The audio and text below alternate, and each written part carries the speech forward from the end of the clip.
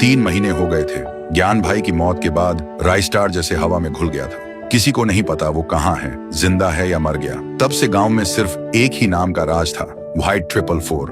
हर दिन लोगों को पकड़ता, जिंदा जला देता, गांव का सुकून छीन लिया था। आसमान में रोज धुआं होता था और जमीन पे सिर्फ राख। लेकिन एक रात व्हाइट 444 के प्राइवेट गोदाम में एक भयानक धमाका होता है। उसका सबसे महंगा fighter jet, rocket launcher, fighter truck, सब कुछ जलकर राख हो जाता है। व्हाइट 444 भाग कर आता है और जब देखता है पहली बार, उसके चेहरे पर डर होता है।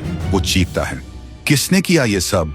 तभी आसमान में एक ड्रोन दिखाई देता है और उसमें चलती है एक ऑडियो रिकॉर्डिंग राइस्टार की आवाज में। मैं वापस आ गया हूँ, तुझसे तेरा हर गुनाह वसूल करने, ज्ञान भाई के लिए और हर उस बेकसूर के लिए जिसे तूने जिंदा जला दिया था। अगली सुबह व्हाइट 444 के 20 से ज्यादा आदमी गायब हो जाते हैं। जहां भी लाश मिलती है वहां लिखा होता है, जस्टिस फॉर ज्ञान भाई। व्हाइट 444 के हाथ कांपने लगते हैं। वो चिल्लाता है, राइस्टार को ढूंढो, मार दो उसे। तभी आसमान से एक बड़ा सा पक्षी, मैकेनिकल ड्रोन बर्ड, उतरता है और उसके ऊपर बैठा होता है राइस्टार। सीधा व्हाइट 444 के सामने उतरता है। व्हाइट 444 बोलता है, तू है वो इंसान, बहुत मजा आया।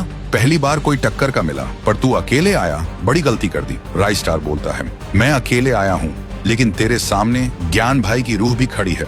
तभी अचानक धुआं उछाता है और शुरू होती है फाइट। राइस्टार एक एक करके व्हाइट 444 के सब आदमियों को खत्म कर देता है। जब धुआं हटता है तो जमीन पर व्हाइट 444 गिरा पड़ा था और उसके साथ सारे आदमी मारे, सब के सब खत्म। अगले दिन पूरा गांव एक जगह जमा होता है। राइस्टार ज्ञान भाई की तस्वीर के सामने दिया जलाता है। गांव फिर से शांत हो चुका था। आज हर चेहरा रो रहा था, पर सुकून के आंसुओं के साथ। और दोस्तों, अगर आपने भी ज्ञान भाई का बदला महसूस किया तो कमेंट करो।